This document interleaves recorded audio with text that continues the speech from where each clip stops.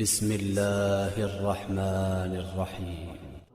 اور اس سورہ اخلاص کو، سورہ قل هو اللہ احد کو اگر کوئی شخص 100 مرتبہ جمعے کے دن پڑھتا ہے تو روایات میں ہے کہ اللہ تعالیٰ اس کے لیے ایک خاص نور مقرر فرماتا ہے۔ ایک خاص نور اس شخص کے لیے مقرر ہو جاتا ہے کہ جو شخص 100 مرتبہ جمعے کے دن، رجب المرجب کے جمعے کے دن سورہ اخلاص کی تلاوت کرتا ہے۔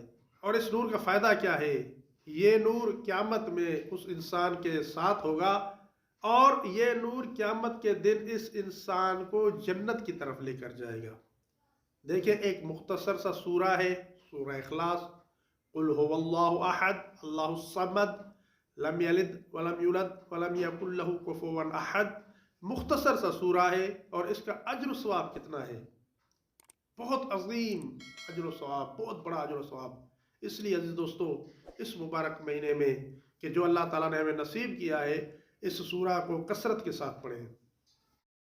اگر ہماری یہ ویڈیو آپ کے لیے ہیلپ فل رہی ہے تو ہمارے چینل کو سبسکرائب کر لیں اور ویڈیو کو لائک بھی کر دیں تاکہ ہمیں اس جیسی اور ویڈیو بنانے کے لیے موٹیویشن مل سکے۔